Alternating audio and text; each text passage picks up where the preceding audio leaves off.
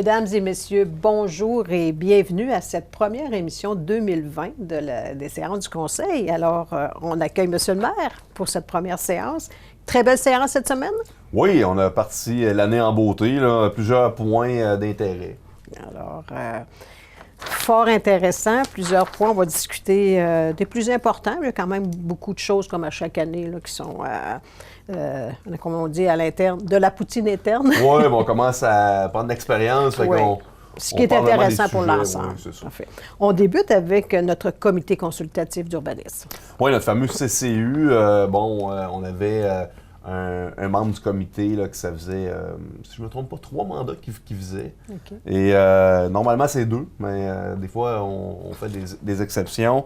Mais là, question qu'il y ait une rotation sur les comités pour s'assurer qu'on ait du sang neuf avec des idées nouvelles.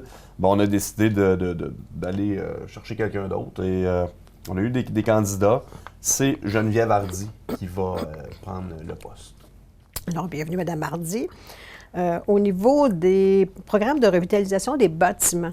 Oui, bon, ben vous savez, on a un programme depuis quelques années là, où on va aider les gens à faire la réfection de leur façade. Ça fonctionne très bien. Oui, ça fonctionne bien. En fait, ça fonctionne tellement bien que l'année passée, on a encore investi 86 000 $, autant pour les enseignes que pour les façades.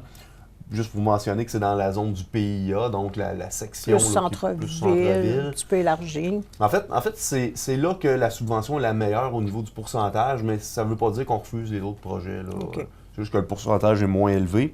Alors, on avait budgété 50 000 $, c'est ce qu'on annonce. On va conduire cette année. Ouais. Et en lien avec ça, il y a un comité qui analyse ces demandes-là, que vous avez nommé des membres aussi. Oui, en fait, le comité de revitalisation, on avait à nommer 2 personnes. Là, on a nommé Daniel Fournier et Frédéric Dubé.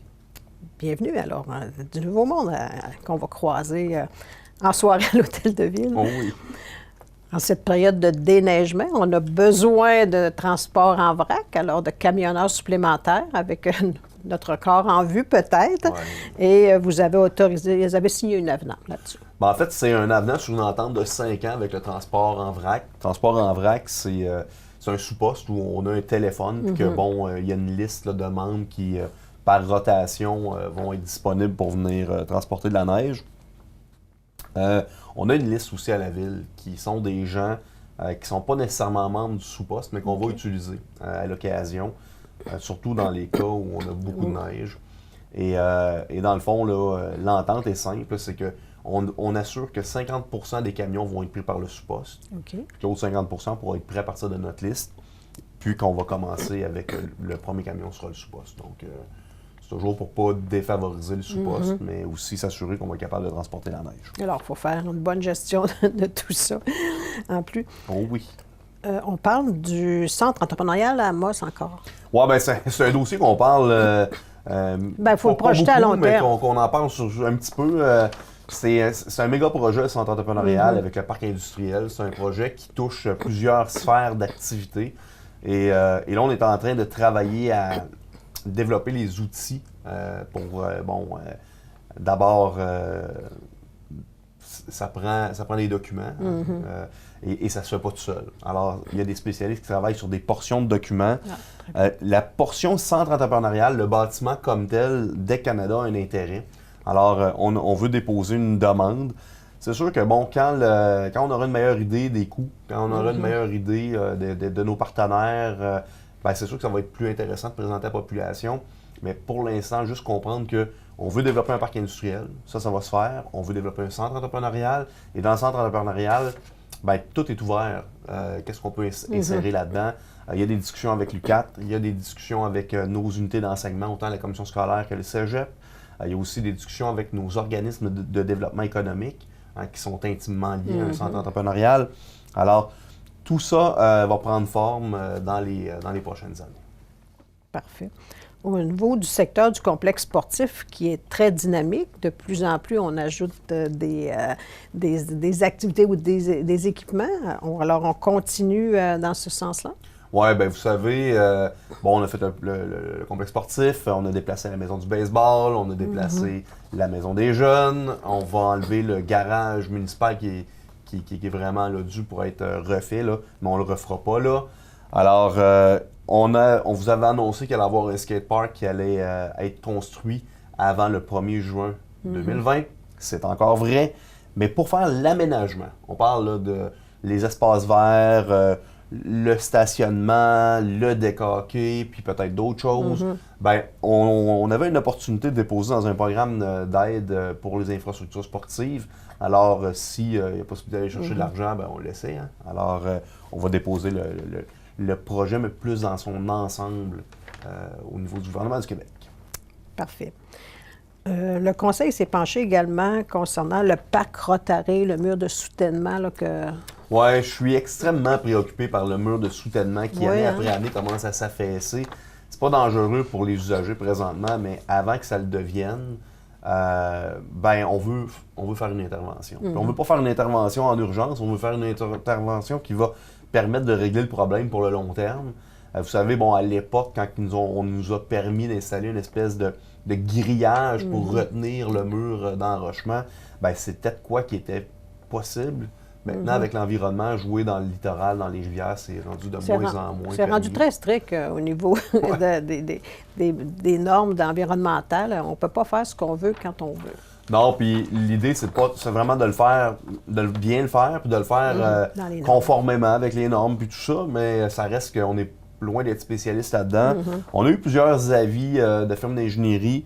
Là, on veut vraiment là, être épaulé par Exaki, qui est une compagnie spécialisée là-dedans, pour pouvoir nous permettre de négocier avec le gouvernement la meilleure solution pour régler le problème à long terme. Alors, c'est pas quelque chose qu'on veut nécessairement réaliser comme travaux dans la prochaine année, mais c'est quelque chose qu'on travaille là, avant là, que le problème soit majeur. C'est une partie sur le bord de la... C'est pas toute la rivière Aricana? Bien, en fait, c'est vraiment là, entre les deux ponts. Il y a l'espèce de boardwalk, l'endroit où l'espace piétonnier en arrière des parcs là, qui donne sur la rivière. Bon, la rampe, là, désuète puis conforme, on veut la changer aussi. Mais ça reste qu'avant de commencer à faire des modifications, on veut s'assurer qu'on va faire une modification qui va être totale puis qui va nous permettre là, autant sécurité, environnement, mais aussi de pouvoir continuer de jouir de ce parc-là et de cette belle espace-là sur le bord de la rivière. Alors, il y a effectivement une section qui est problématique, qui est en train de s'affaisser. L'année passée, l'eau est tellement montée haute. Quand il y a eu le retrait, bon, la fonte des neiges, tout ça a eu comme... Ça emporte encore plus de roches. Quand les boulons tiennent puis que le grillage tient, c'est pas si mal, mais là, on voit qu'il y a encore eu des défauts. Et on voudrait surtout pas là, que l'espèce de digue d'enrochement se ramasse dans la rivière, puis qu'après ça, bon, ce soit un point de non-retour. Alors, on veut faire les choses comme elles se doivent, puis on est proactif. On veut pas le faire en urgence non plus. Oui, c'est toujours mieux de le faire lorsqu'on a le temps que de le faire en urgence. Des fois, on n'a pas tout le temps les éléments qu'il faut pour le réaliser. Non, pour prendre les bonnes décisions. Puis je vous dirais que présentement, là, les premières évaluations qu'on a, là, c'est des milliers de dollars. Là. Je dirais même des millions de dollars. Oui. Notre responsable du Théâtre des Esquerres part à la retraite. Alors, on va penser à avoir une nouvelle personne pour le remplacer. Oui, bien, c'est pas un départ à la retraite, c'est une pré-retraite. Là. Il va être là pour former la nouvelle personne pendant quelques mois. C'est M. Larochelle là, qui va être notre nouveau chef de division au Théâtre des Esquerres. Et oui. Et au niveau du service des travaux publics, on a aussi engagé une nouvelle personne. Oui, on a engagé Steve Paquin qui va devenir opérateur de machinerie lourde. On lui souhaite un franc succès.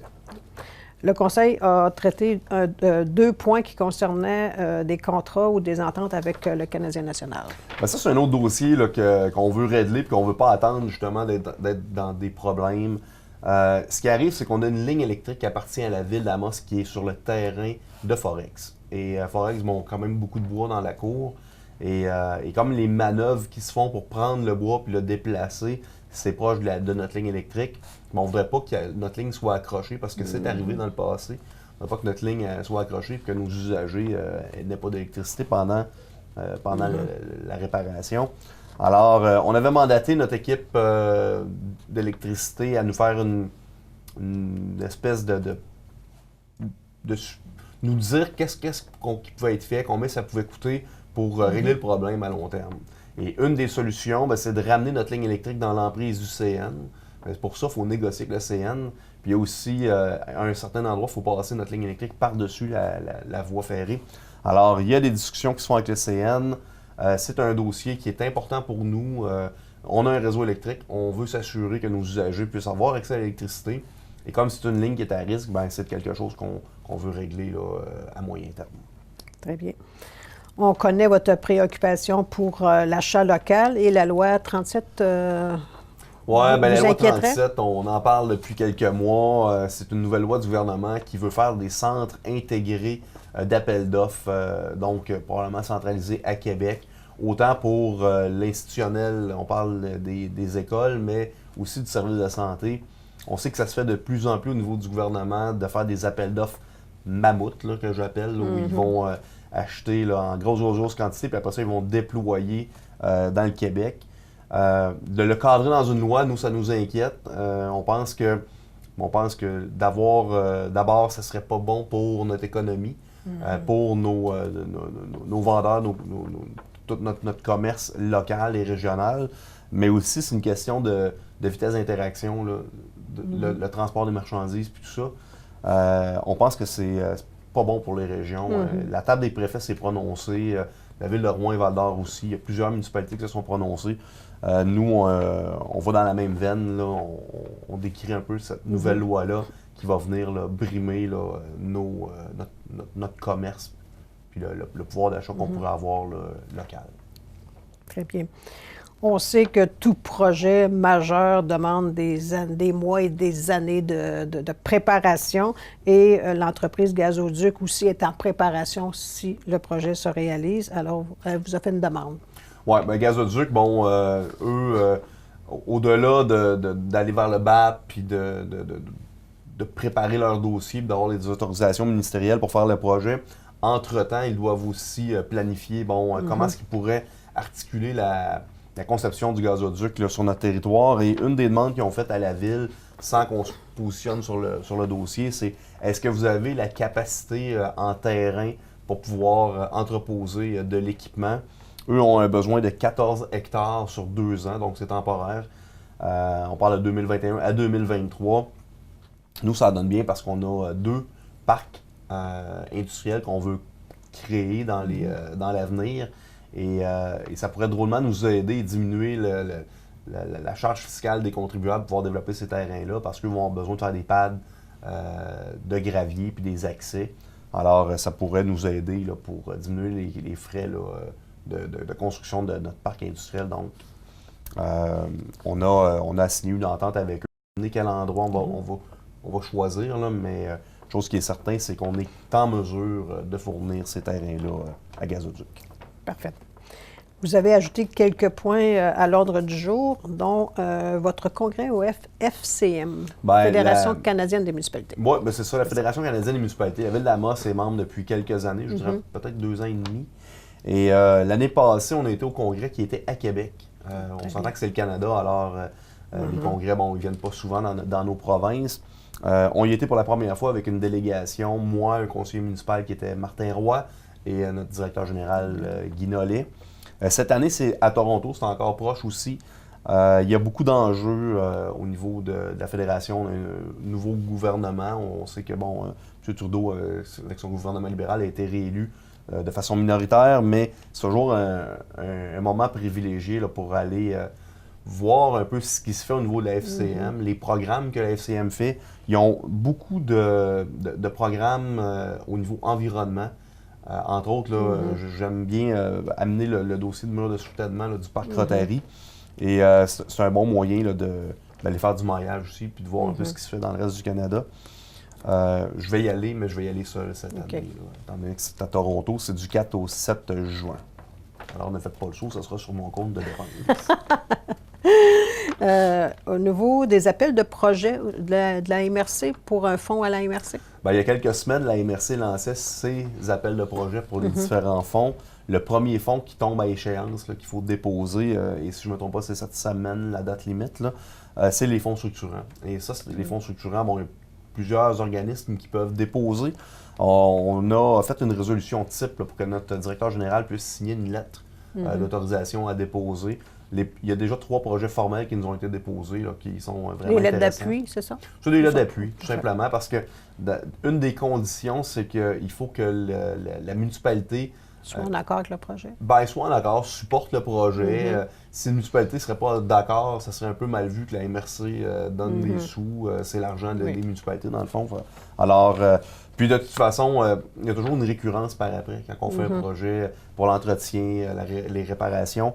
Alors, c'est important que la municipalité soit consciente de ce qui se fait sur son territoire et qu'elle l'accepte. Alors, on a eu beaucoup de succès avec le fonds structurant dans les dernières années. Puis on a encore des organismes qui ont l'intérêt de déposer. Très bien. Vous avez octroyé plusieurs aides financières à différents organismes également. Oui, puis je peux les nommer. L'Association des propriétaires du Lac-Arthur, c'est 17 000 On parle de l'entretien du chemin, surtout en hiver. L'Institut canadien des mines, la section d'Amos, 3 000 l'Orchestre symphonique régional, 2 000 l'accueil d'Amos, 4 000 la Maison de la famille, 3 000 il y a aussi le comité culturel de la ville d'Amos, 4,5 ou 4 500 et la maison Mikana, 4 000 C'est tous des montants qui étaient budgétés. Puis là, bon, il va là... Des supports annuels. Oui, c'est ça. C'est des demandes qui reviennent, qui sont récurrentes. Là, puis ça va nous permettre d'émettre les chèques, là, puis d'aider nos organismes. Et le dernier point à l'ordre du jour était les statistiques de construction. Oui, bon, fin de l'année, mois de décembre... à peu près le même nombre de permis que l'année passée. Montant moins élevé cette année en décembre. Je sais que la température était pas mal moins clémente aussi. Là. Si on regarde, il y a le rapport annuel qui est sorti aussi, qui est fait par Martin Brunet. Un très beau rapport, bien fait, qui sera sur notre site Internet. Peut-être juste vous mentionner que les montants d'investissement sont à la baisse par rapport aux dernières années. Il faut comprendre que dans les dernières années, on avait eu des grosses demandes, entre autres, là, dans le commercial. Vous vous souvenez, à Aventure, le Canadian Tower, on avait eu centre du camping, centre du camion. Alors, on a eu des gros bâtiments qui ont été faits au niveau commercial. Cette année, on n'en a pas eu. Alors, ça, c'est à la baisse. Pour ce qui est de l'institutionnel, on avait eu la prison, là, on a la polyclinique, mais le permis va se terminer probablement l'année prochaine. Alors, on ne l'a pas vu en 2019. Ça reste que quand il y a des gros projets comme ça, ça crée une variation. J'aime bien voir le nombre de permis qui est à la hausse par rapport à l'année passée. On parle d'une trentaine de plus. Là. On était à 652 permis et on a augmenté le nombre d'unités résidentielles par rapport à l'année passée là, pour 33, qui est pour la plupart là, des maisons unifamiliales. Alors ça, c'est positif. 2020, il faut continuer de permettre qu'il y ait des terrains disponibles, construire des maisons, attirer des gens. Notre pourcentage est à 2,9 selon l'Institut des statistiques. 2,9 c'est en bas du 3 d'inoccupation, qui est encore pas tellement élevé là, pour assurer que les gens puissent se trouver des unités locatives ou des maisons. Alors, mais qui est quand même le meilleur en région. C'est quand même c'est le meilleur. Donc, c'est présentement le meilleur en région si on compare avec Coin de Val-d'Or. Ça veut dire qu'on a des unités de disponibles présentement. C'est quand même pas élevé comme pourcentage, mais ça reste que présentement, on se tire mieux d'affaires, donc on a une capacité d'accueil plus grande. Ça ne veut pas dire qu'il ne faut pas continuer de mettre de la pression, parce qu'on sait qu'on a besoin de beaucoup de main-d'œuvre, alors il faut continuer de maintenir la pression. Parfait. Alors, ça faisait le tour de la séance du Conseil du 20 janvier. Votre prochaine séance est le 3 février. Alors, on invite les gens à aller vous voir, à aller vous rencontrer à la séance et on vous fera le résumé le lendemain. Alors, merci pour ce résumé. On se donne rendez-vous dans 2 semaines. Merci beaucoup. Merci et bonne fin de journée.